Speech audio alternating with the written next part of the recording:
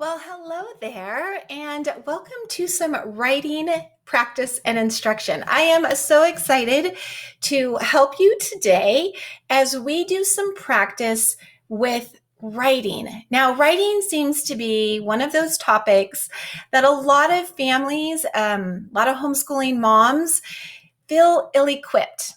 First off, they're asking, what do I teach? How do I teach it? How do I know that what my child is doing is even grade level appropriate?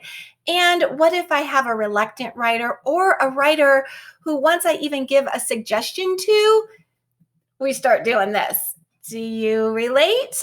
Probably. So I want to take writing, which can be kind of a confusing and complex topic, and I want to narrow it down to such a simplistic thought and idea that any curriculum that you pick up from this day forward, you're going to be able to tell if it's material that your child needs for writing practice. Now, what I have done is I've actually created a great little mnemonic device. I'm going to move myself over here. And I teach families to pen their way to writing success. Now, PEN I use as an acronym to remind us that there are actually only 3 categories that writing falls into. Anything that you're going to have your child write, it's going to fall into one of these 3 categories. And if you can remember the acronym PEN, which comes in handy since it's writing, then you can remember to check that any curriculum has these 3 pieces.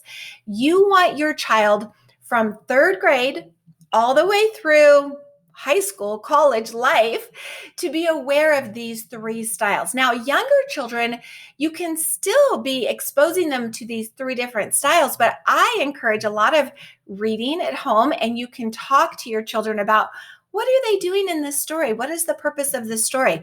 Because honestly, if we're reading a science book and we're reading a sweet story, a childhood story, there are 2 different purposes behind that kind of writing.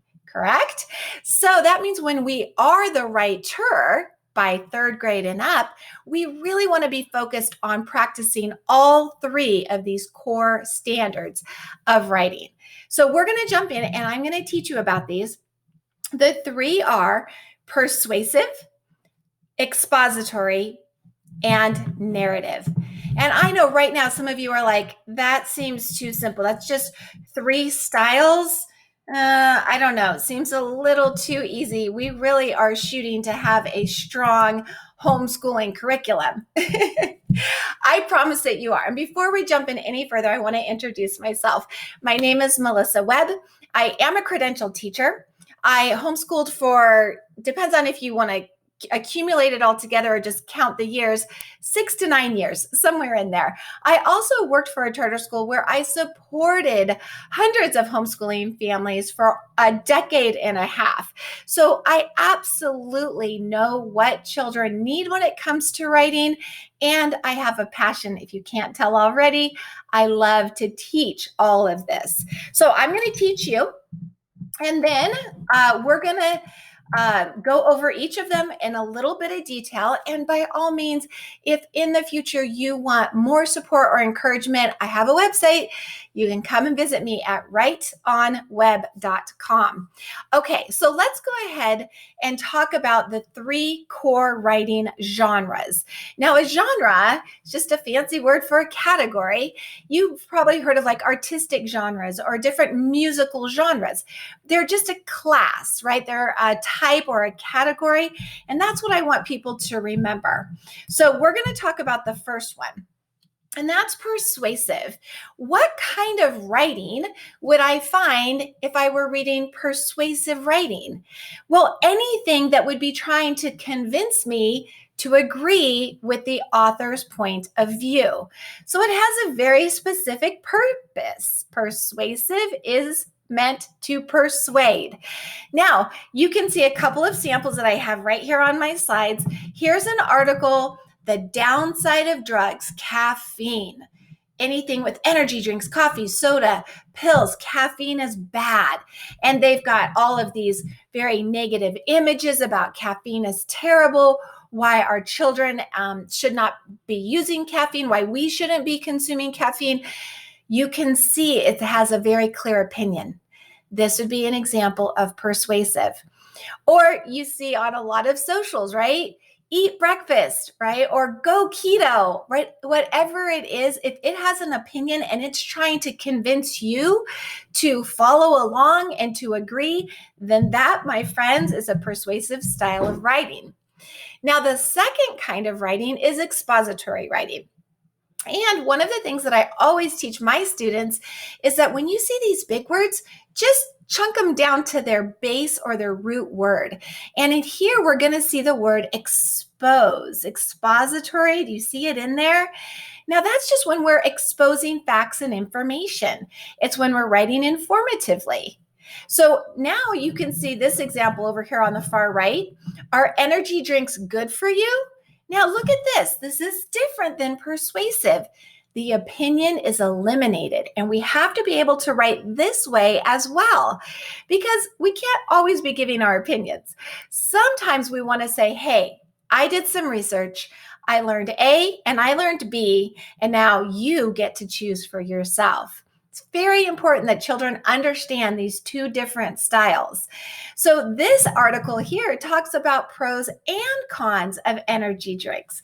Very different approach. Is one better? No. Is one more important? No. Is learning both of them important? Absolutely. Now, this is often where you'll find an example of a research paper, right? A lot of homeschool moms assign research papers. It was like the number one writing assignment that I saw families ask their children to do. They would have maybe just read about tigers or watched a really cool documentary on tigers, or maybe they even went on a field trip to the zoo and learned about tigers. Now we're going to write a research paper, which might talk about a paragraph about its habitat and a paragraph about the tiger anatomy, or that it's on the endangered species list in certain countries. So now we're just giving all that information an organized structure, and we're being informative. That is an example of expository. Okay, but there's a third category, a third style, which a lot of kids love, and that would be the narrative. Now, a narrative also has a purpose, because every writing should have purpose behind it. Narratives narrate. They tell stories. They entertain. That's the whole point of a narrative genre or writing style. So they could be true stories, right? They could be imagined stories. Fictional and non-fictional pieces can move into this narrative structure, but we need to know what's the purpose. Are we writing to persuade? Are we writing to inform? Or are we writing to entertain? Once we know that, then we know the genre that we're going to be doing. Now, when you pick up any curriculum, it's so important that you look at that table of contents and you find what in this book will have us practicing persuasively, in the expository practice, and some narrative. You need in a school year to be practicing all three. Now, I do get this question all the time, like, wait a minute, but can't books, movies, documentaries, papers, can't they be a little of all of these things? A little persuasive, a little expository, and a little narrative? Absolutely, they can. In fact, here are two stories. One called That's Why We Don't Eat Animals. Now, this is obviously a narration. It's a narrative. It's a children's book. It's got great colorful illustrations, and it's telling a story.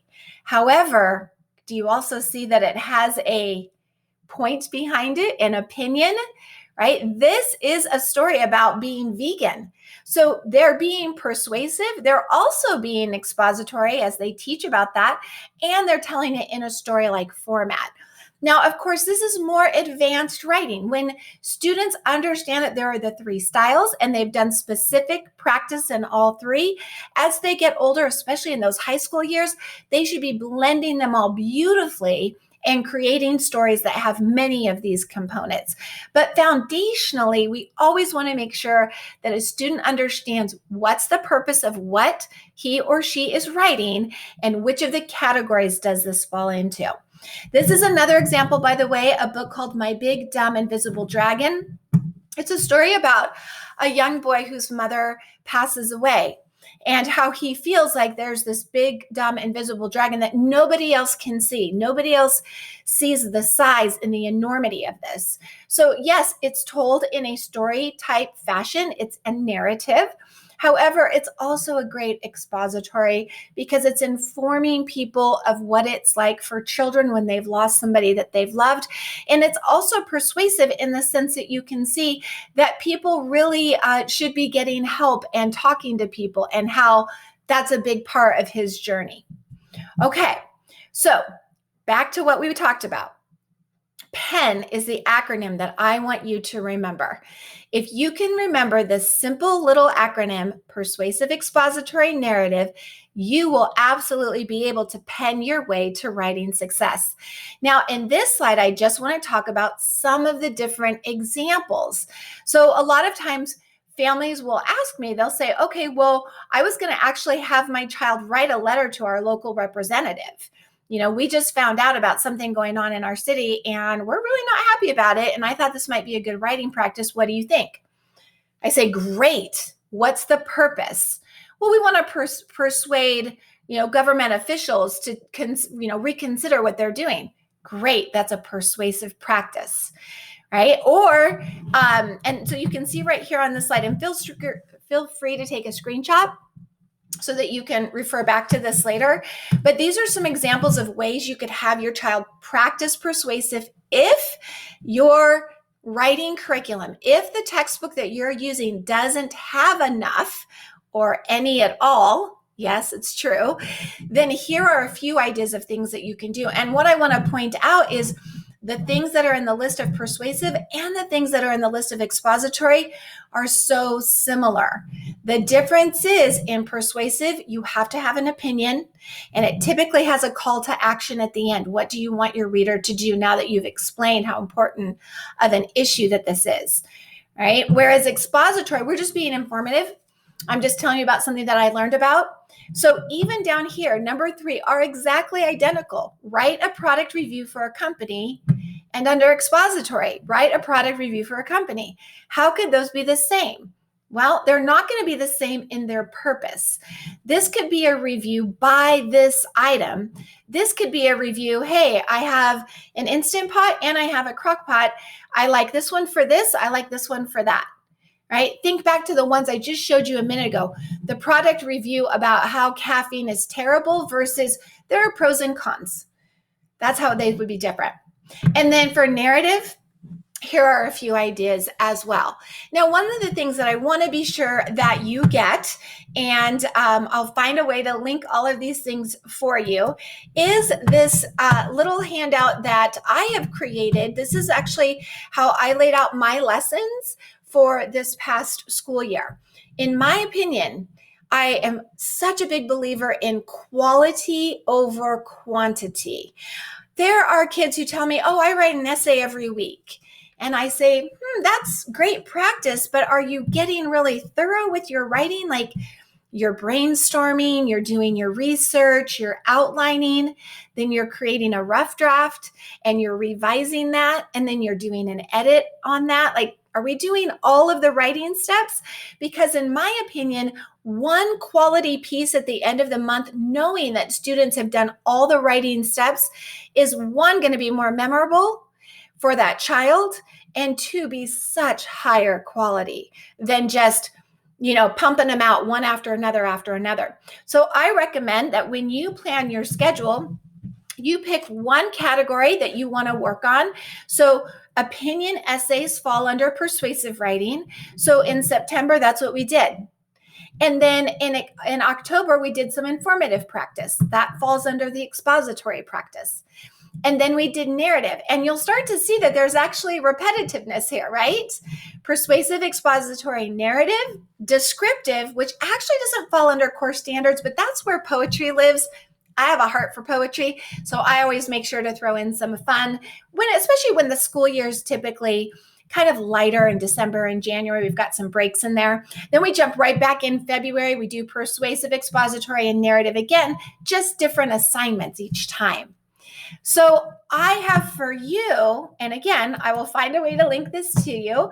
I have a blank form right here, and it's got your little P.E.N acronym on it for you. It reminds you what they are, how in 3rd through 5th grade, these are the standards that they're to practice. 6th through 8th grade has this. Now, when you start to plan out for the next year, you've got your own little plan of action, and you should be set to go. Now, I would love to be able to help you at any time along your journey, so feel free to reach out to me. My website is rightonweb.com. You'll see that right down here at the bottom. And you can certainly email me anytime at melissa@rightonweb.com. Until we meet again, I hope you embrace writing. Have some fun with it, because it certainly should be a good time. And until I see you next time, write on.